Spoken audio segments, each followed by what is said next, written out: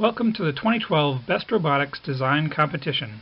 This year's game is called Warp 20 and comes to us from Dallas Best in Dallas, Texas. Warp 20 may require a new perspective. Field description. The Warp 20 field represents a space elevator stretching from a platform floating in mid-ocean to Midway Station, located a minority of the way to low Earth orbit. The space elevator has 4 towers, constructed in 2 pairs, one pair shown here.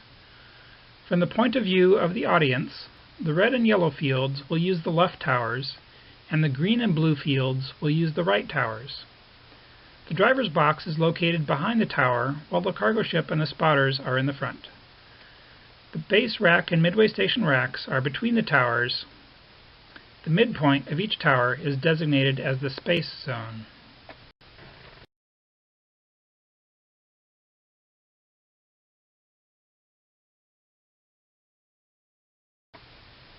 Here's an overhead view of the field, view from the driver's side, and the view from the driver's shoes. The base rack and Midway Station racks are between the towers, creating right-handed and left-handed layouts. At the base of each tower is the ground zone. The starting platform is 24 inches square, with the tower rising up through it. The cargo ship is on the far side of the tower. The base rack is between the towers and is laid out in mirror image. The base rack holds 2 waste cargo balls, 2 solar panels, and a green fuel bottle. Also in the ground zone are the T-structure and the habitation modules. Robots may interact with the ground zone as long as every part of the robot is below the space zone. Far above the ground is our destination, Midway Station. Midway Station is between the towers, creating right-handed and left-handed layouts. The Midway Cargo Bin is directly above the tower and is the final destination for cargo balls from the cargo ship. The clear fuel bottle starts on Midway Station and is scored when it is deposited down on the base rack. The mounting studs for solar panels, T-structures, and habitation modules are attached to the Midway Station beam. Robots may interact with Midway Station as long as every part of the robot is above the space zone. Here's a top view of Midway Station as seen from the spotter side, which more clearly shows the mounting studs for the solar panels and habitation modules, also the slot for the T-structures, and how they're attached to the Midway Station beam. Warp 20 match procedure. 4 teams compete at a time, each on their own tower.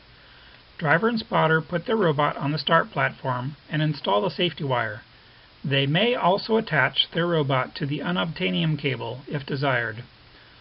While the robot must fit the usual generic rules 24-inch cube of compliance at check-in and at the start of each match, for this year's game, Warp 20, the robot starting position need not be constrained within the starting box or even to an orthogonal orientation.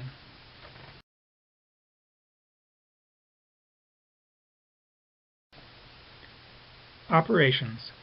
A match lasts 3 minutes.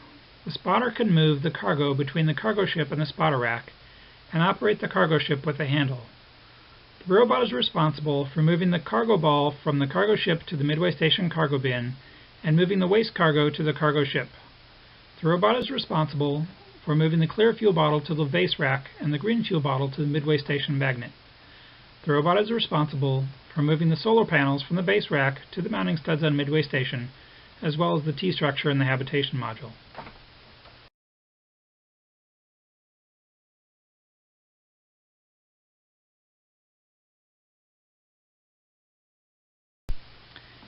Here is an overview of game objects, descriptions, weights, scoring locations, and point values. As usual, in case of any conflict between this presentation and the game-specific rules, the game-specific rules and the answers in the Best Robotics Incorporated website Q&A take precedence. See also the 100-page packet of detailed field drawings and SOLIDWORKS models. Warp 20 scoring bonuses.